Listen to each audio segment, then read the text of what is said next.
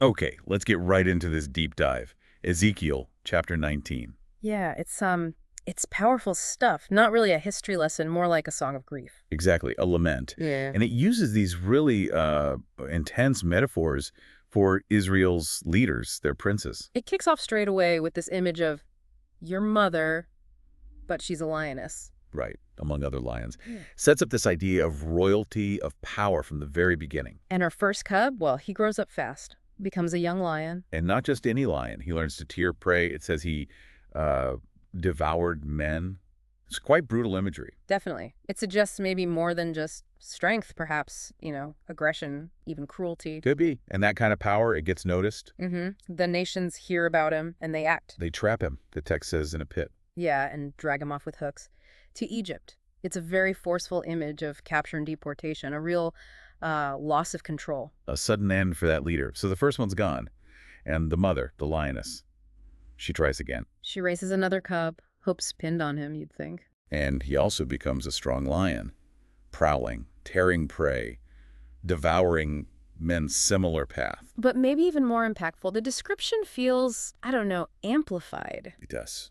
It says he broke down strongholds, devastated towns. The whole land was terrified by his roaring, apparently. He sounds like a wrecking ball. A force of nature, almost. But the outcome? Predictable in a way, but different too. The nations come again from all around. They spread their net, trap him in their pit. Right, but this time they put him in a cage. A cage. And take him to the king of Babylon. And the line that just hits you is, Yeah. his roar isn't heard anymore. Yeah, silenced. Utterly silenced in Israel. That sound of power, gone. So 2 lions, 2 captures, 2 different kinds of silencing almost. Egypt, then Babylon, but then the metaphor just shifts completely. Right. Suddenly your mother, the same figure, is now described as a vine. Such a different image. From predator to plant. It is jarring.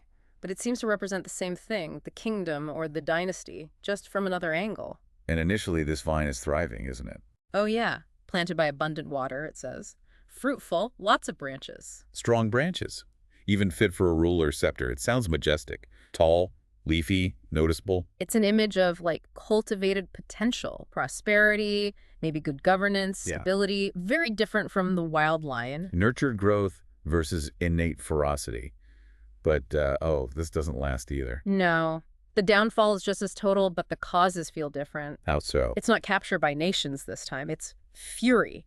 Uprooted in fury, thrown down. Wow. And then the east wind shrivels it, strips its fruit. Yeah, those strong branches, withered, consumed by fire. Yeah. It feels like judgment or maybe natural disaster, but utterly devastating. Forces beyond just human enemies. And where does it end up?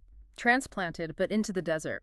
A dry, thirsty land. Total desolation. The opposite of where it started by the water. Exactly. And then fire spreads from one of its own branches, consumes the remaining fruit, like self-destruction almost. And the final line echoes the lion, in a way. It does. No strong branch left fit for a ruler's scepter. That potential for leadership, for rule, is completely gone, withered away, burned up. Just like the roar was silenced.